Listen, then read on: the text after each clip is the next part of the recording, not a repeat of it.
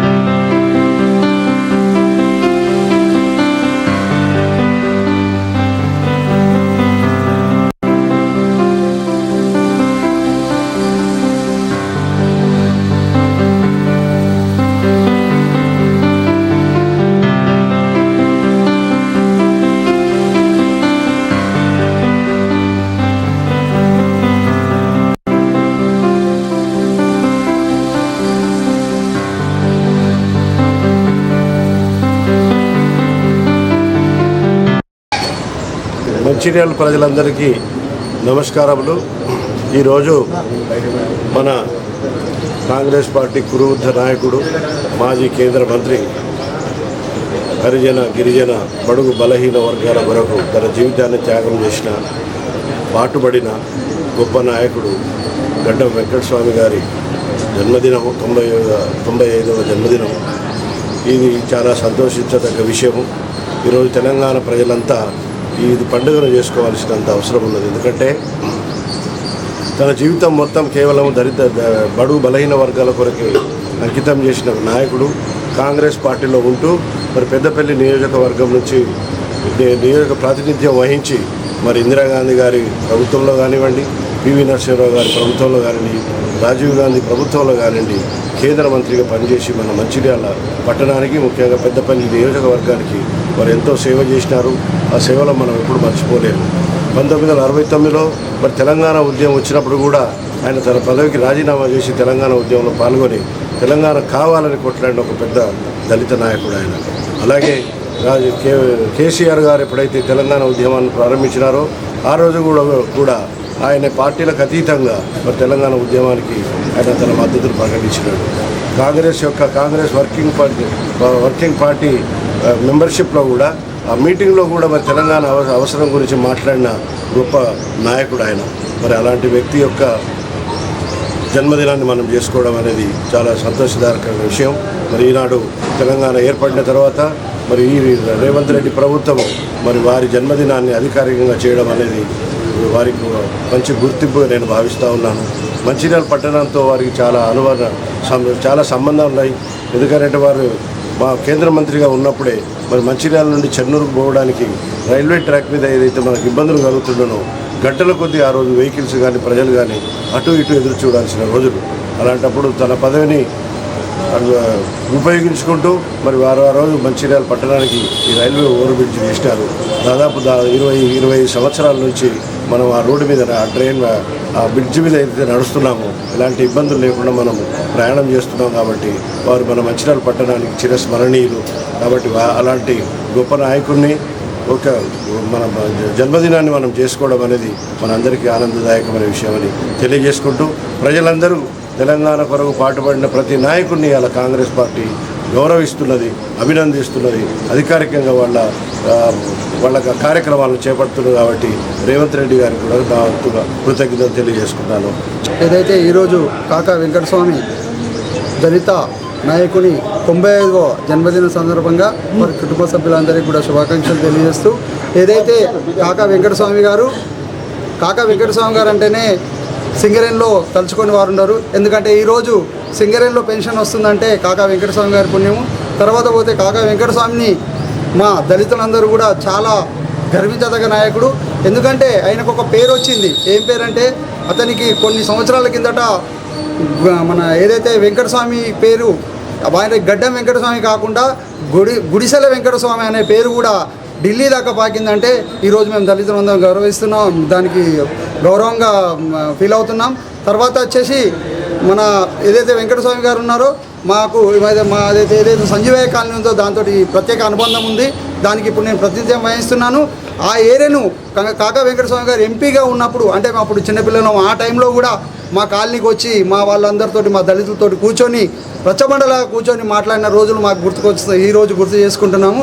కాబట్టి కాకా వెంకటస్వామి గారి 95వ జన్మదినాన్ని మన కాంగ్రెస్ గవర్నమెంటు తెలంగాణ కొరకు పాటుపడ్డ వాళ్ళందరి కొరకు ఏదైతే అధికారికంగా ప్రకటించినందుకు అధికారికంగా నిర్వహించాలని ప్రకటించినందుకు వారికి కూడా రేవంత్ రెడ్డి గారికి, బట్టి విక్రమార్క గారికి, మన ముఖ్యులందరికీ కూడా ధన్యవాదాలు తెలియజేయడం జరుగుతుంది. పోలీసులు ఛేదించారు.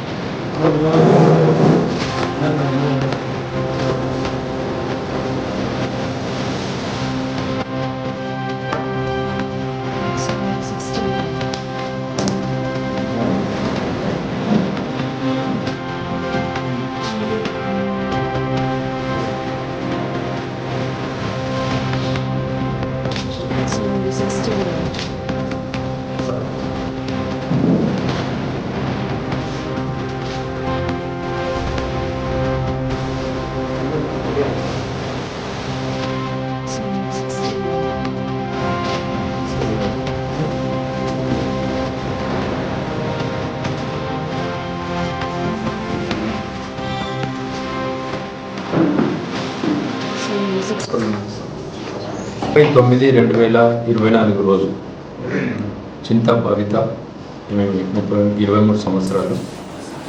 ఈమెది సొంతూరు ఇక్కడనే పెళ్లి చేసుకొని రెబ్బెన మండలం ఆసిఫాబాద్ జిల్లాకి పెళ్లి చేసుకొని పోవడం జరిగింది. ఆమె పోలీస్ స్టేషన్లో వచ్చి దరఖాస్తు ఇవ్వడం జరిగింది. వాళ్ళ తల్లి విజయలక్ష్మి ఎవరో హత్య చేసిందని ఒక గొంతు నుండి హత్య చేసిందని ఒక దరఖాస్తు ఇస్తే దాని మీద కేసు రిజిస్టర్ చేసి మా టౌన్ సిఐ గారు బన్సిలాల్ గారు దాని మీద ఇన్వెస్టిగేషన్ స్టార్ట్ చేయడం జరిగింది. ఆ రోజు కేసు రిజిస్టర్ చేసుకొని పోస్ట్ మార్టం పంపించేసి డెడ్ బాడీ అప్పగించడం జరిగింది. అది అయిన తర్వాత ఇన్వెస్టిగేషన్లో భాగంగా ఈరోజు మేము చింత శ్రీకాంత్ అండ్ వాళ్ళ అమ్మ లక్ష్మి, చింత శ్రీకాంత్ వయసు 33 సంవత్సరాలు, వాళ్ళ అమ్మ 52 సంవత్సరాలు. వాళ్ళు రైల్వే స్టేషన్లో అనుమానాస్పదంగా వాళ్ళు ఏదో మహబూబాబాద్ దిక్కు పోతాం అనుకున్నప్పుడు పట్టుకొని విచారిస్తే ఇట్లా మహబూబాబాద్ పోతున్నాము అనే సమాధానం రావడం జరిగింది. వాళ్ళని ఇంట్రాగేషన్ చేస్తే పంచుల ముందర వాళ్ళు చెప్పింది ఏంటంటే, ఇప్పుడు ఈ చనిపోయిన ఆమె తర్వాత ఈ శ్రీకాంత్ ఎవరైతే ఉన్నారో, శ్రీకాంత్ వాళ్ళ నాన్న వెంకటి, చనిపోయిన వాళ్ళ భర్త శంకరయ్య. ఈ శంకరయ్యకి 2 భార్యలు. ఫస్ట్ భార్య చనిపోయిన తర్వాత ఆమెకు ఒక కూతురు, ఆమె లవ్ మ్యారేజ్ చేసుకొని విజయవాడలో ఉంటా ఉన్నది. ఈ శంకరయ్య సెకండ్ మ్యారేజ్ చేసుకున్నాడు విజయలక్ష్మి. సో ఈ వెంకటికి శంకరయ్యకు ఈ ఆస్తి తగాదాలు ఉన్నాయి. ఈ ఆస్తి కొంచెం ప్రైమ్ లొకాలిటీలో ఉంది. సో ఆస్తి తగాదాలు వీళ్ళకు శంకరయ్యకు ఒక భాగం వచ్చింది, తర్వాత వెంకటికి ఒక భాగం వచ్చింది ఆ ఇంట్లో. తర్వాత వేరే ఖాళీ ప్లేస్లో కూడా చెరి 3 గుంటలు వచ్చింది. సో దాంట్లో కొంచెం డిస్ప్యూట్. ఇలా ఈ శంకరయ్యకు వెంకటికి తల్లిదండ్రిలో తల్లి మొన్నటి వరకు ఉంది, గత కొంతకాలం వరకు ఆమె చనిపోయింది. ఆమె భాగం ఏదైతే ఉందో అది నాకు ఇద్దరికి గొడవలు జరుగుతూ ఉన్నాయి. ఆ జరుగుతున్న క్రమంలో ఈ శ్రీకాంత్కు, ఈ లక్ష్మికి ప్లస్ విజయలక్ష్మికి గొడవలు జరుగుతూ ఉన్నాయి. ఒకటే ఇంట్లో ముందర వీళ్ళు ఉంటారు, శ్రీకాంత్ ప్లస్ వాళ్ళమ్మ, మధ్యన ఆ పెద్ద మనిషి ఎవరైతే చనిపోయిన ముస్లిం ముందు వాళ్ళ నానమ్మ, అది తర్వాత ఈ విజయలక్ష్మి ఒకతే ఉంటుంది. 2 బిడ్డలు కాబట్టి 2 విజయవాడ ఒకరు, రెబ్బెనలో ఒకరు ఉంటున్నారు, ఒకతే ఉంటుంది. సో వీళ్ళిద్దరికీ ఈ శ్రీకాంత్కు, లక్ష్మికి మరియు విజయలక్ష్మి రోజు గొడవలే జరుగుతూ ఉంటుంది ఈ ఆస్తి విషయంలో. సో ఇవన్నీ ఈ గొడవలు జరుగుతూ ఉన్నాయి. ఇంతకుముందు చిన్న పంచాయతీలు కూడా జరిగినాయి. సో ఇది జరుగుతున్న క్రమంలో 29వ తారీఖు నాడు ఇదంతా గొడవ ఎక్కువైపోయింది. ఎక్కువైన తర్వాత వీళ్ళ తల్లి అతను ఒక ప్లాన్ చేసుకొని ఇక ఊరికి ఇట్లనే సతాయిస్తూ ఉంది, ఏదో ఒకటి చేస్తే అయిపోతుందని చెప్పే ఉద్దేశంతో నేను ఈరోజు నన్ను పంపించేసి అక్క దగ్గరికి, అక్క మహబూబాబాద్ దగ్గర ఉంటుంది, పంపించేసి ఇక నువ్వు చంపేసి అని చెప్పేసి ఆమె చెప్పి వెళ్ళిపోవడం జరిగింది. ఇదే తిట్లు పురాణం స్టార్ట్ చేస్తే ఆ ఇంట్లో ఇతను ప్లస్ వాళ్ళ విజయలక్ష్మి ఎవరైతే డిసీజ్డ్ ఉందో ఆమెనే ఉంటుంది.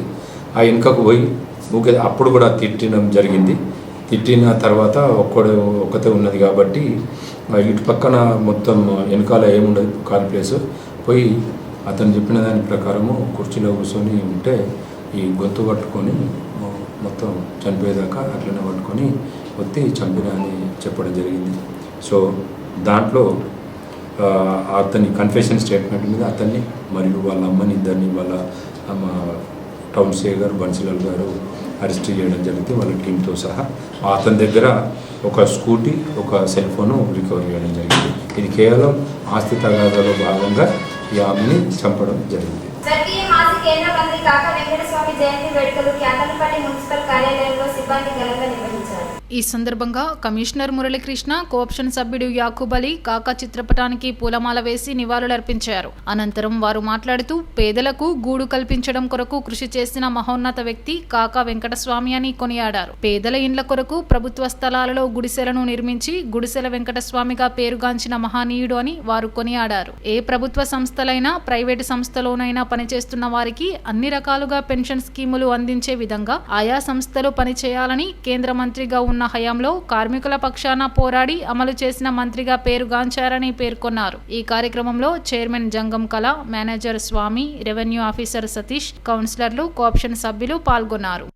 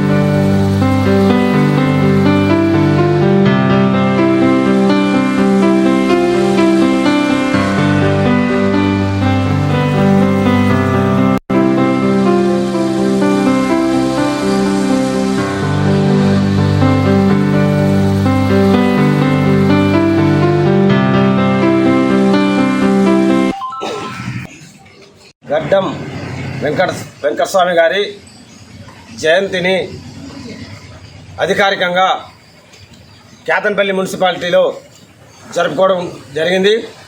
ముఖ్యంగా గడ్డం వెంకటస్వామి గారు కొన్ని లక్ష ఇళ్లను కట్టించి వారికి పట్టాలు ఇప్పించి పేదల కోసం అభివృద్ధి కోసం కృషి చేసిన వ్యక్తి. అదేవిధంగా గతంలో మన సింగరేణి సంస్థ 11,000 కోట్ల రుణంలో ఉండి BIRFలో వెళ్ళినప్పుడు వెంకటస్వామి గారు కేంద్ర మంత్రిగా ఉండి వాటిని రుణం మాఫీని కేంద్రంతో మాట్లాడి రుణమాఫీ చేయించడం జరిగింది. అదే కాదు, ఈ రోజుల్లో ఇప్పుడు పెన్షన్ స్కీమ్ వచ్చిందంటే సింగరేణిలా అతని చలవే అని చెప్పి తెలియజేస్తాను. అతడు కార్మిక మంత్రిగా ఉన్నప్పుడు ఇక్కడ సింగరేణి కార్మికులు కూడా పెన్షన్ కావాలి, వాళ్ళు దిగిపోయిన తర్వాత ఏ విధంగా బతుకుతారనే ఉద్దేశంగా ఆయన పెన్షన్ స్కీమ్ కూడా తేవడం జరిగింది. వెంకటస్వామి గారు 7 సార్లు పార్లమెంట్ సభ్యులుగా ఎన్నికయ్యారు.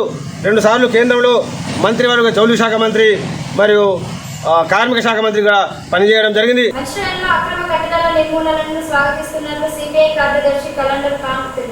శనివారం ఆయన మీడియాతో మాట్లాడుతూ మంచిర్యాలలో ట్రాఫిక్ సమస్య నిర్మూలనకు ఎమ్మెల్యే ప్రేమ్సాగర్ రావు తీసుకున్న నిర్ణయం సహేతుకమైందన్నారు. మంచిర్యాలలో కొంతమంది అక్రమ నిర్మాణాలు, నాలాలు ఆక్రమించి నిర్మాణాలు చేయడంతో అనేక సమస్యలు తలెత్తుతున్నాయన్నారు.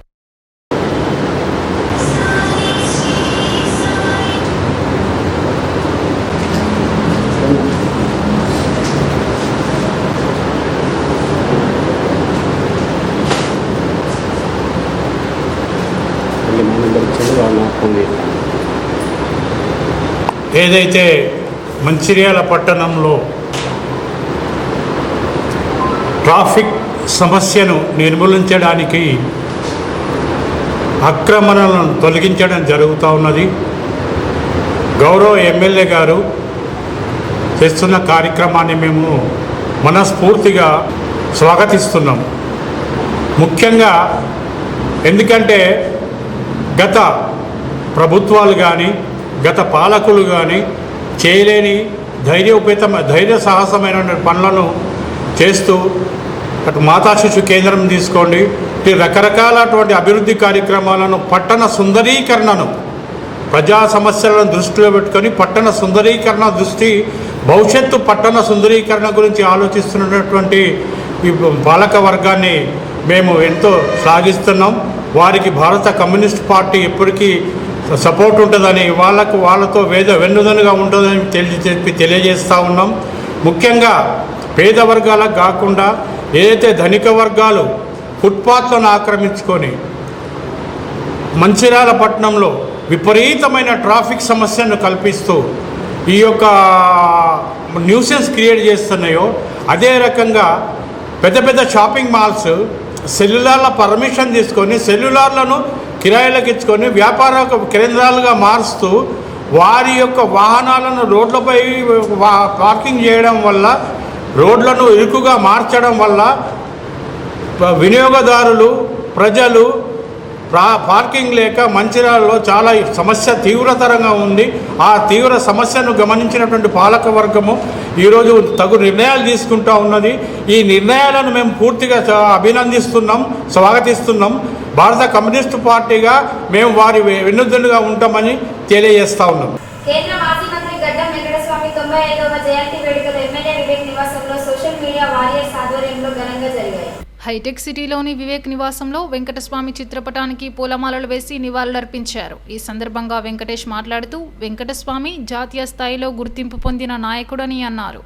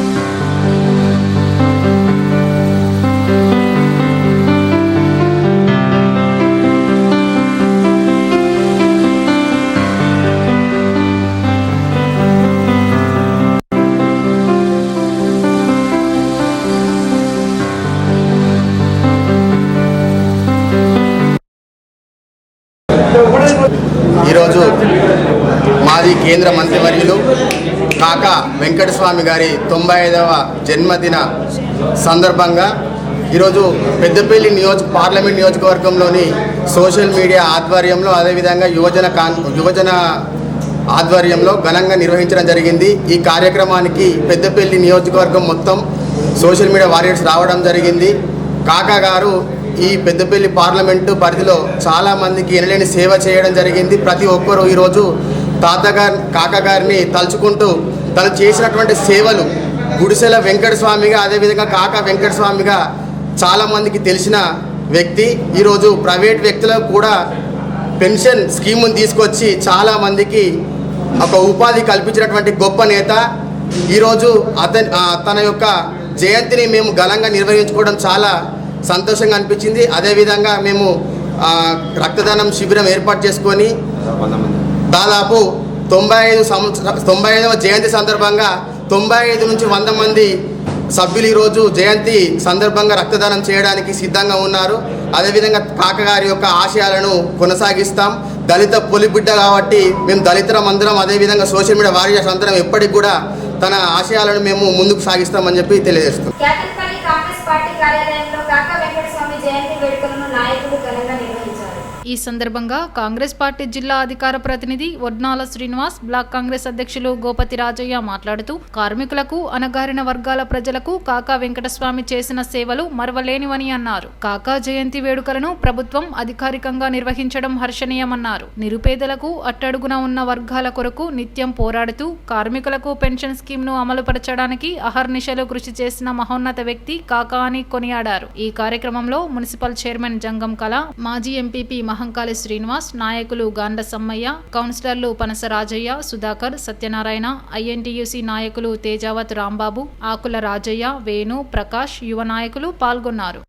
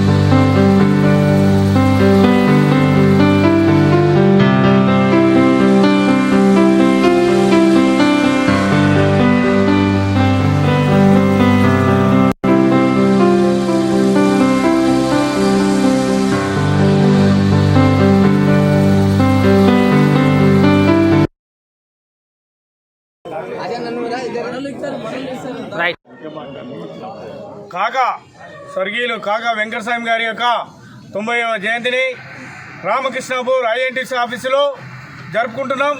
అదేవిధంగా రాష్ట్ర ప్రభుత్వం కూడా అధికారికంగా ఈరోజు కాకా యొక్క జయంతిని జరపడం చాలా గర్వకారణం. కాకా గురించి చెప్పాలంటే ఒక సామాన్య కుటుంబంలో సామాన్య కూలిగా పనిచేసి ఒక కార్మిక వర్గానికి నాయకుడై కార్మిక వర్గానికి న్యాయం చేసేటువంటి ఒక దిశకెళ్ళి ఈరోజు ఎంపీగా ఎమ్మెల్యేగా గెలిచి పార్లమెంట్లో కానీ అసెంబ్లీలో కానీ తన గల్లని ఇప్పించి ఈరోజు ఏదైతే ప్రైవేట్ ఉన్నారో వారికి పెన్షన్ రావడానికి మరి ఈరోజు సింగరేణి కార్మికులు పెన్షన్ తీసుకొని ఈరోజు ఈ ప్రాంతంలో సుఖంగా ఉంటున్నారంటే కాకా యొక్క ఆశయాలు.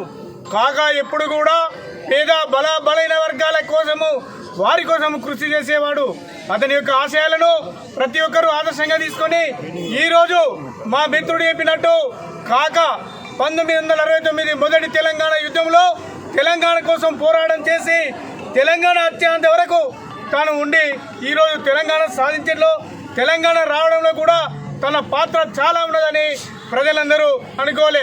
అది పేదల పెన్నిధి స్వర్గీయ గడ్డం వెంకటస్వామి గారి 95వ జయంతి సందర్భంగా రామకృష్ణాపూర్లోని కాంగ్రెస్ పార్టీ కార్యాలయంలో వారి జయంతి వేడుకల్ని ఘనంగా నిర్వహించుకోవడం జరిగింది. ముఖ్యంగా ఈరోజు చాలా గర్వకారణం. రాష్ట్ర ప్రభుత్వం వారి యొక్క సేవలను గుర్తించి ఆనాటి నుంచి నేటి వరకు వారు పోరాటం చేసినటువంటి యొక్క సేవలను గుర్తించినటువంటి యొక్క రాష్ట్ర ప్రభుత్వం వారి యొక్క జయంతిని వర్ధంతిని అధికారికంగా జరుపుకోవడం అనేటువంటిది హర్షణీయం. ఇది నిజంగా వారు చేసినటువంటి యొక్క సేవలకు ఇది ఘనమైన నివాళిగా మేము తెలియజేస్తూ ఉన్నాం. నిజంగా చెప్పాలనుకుంటే మరి ఒక కూలీ నుండి ఒక కేంద్ర మంత్రి దాకా ఎదిగినటువంటి ఒక గొప్ప నాయకుడు ఎవరయ్యా అంటే వెంకటస్వామి గారు. మరి వారి యొక్క జీవితం అనేటువంటిది ఆదర్శప్రాయమైనటువంటిది. వారు నిరంతరం ఎప్పుడు కూడా పేదల కోసం, అట్టడుగు వర్గాల కోసం, అణగారిన వర్గాల కోసం, వారి యొక్క అభ్యున్నతి కోసమే పాటుపడ్డారు తప్ప ఎప్పుడు కూడా వారి స్వలాభం చూసుకోవాలని చెప్పి ఈ సందర్భంగా తెలియజేస్తా ఉన్నాం.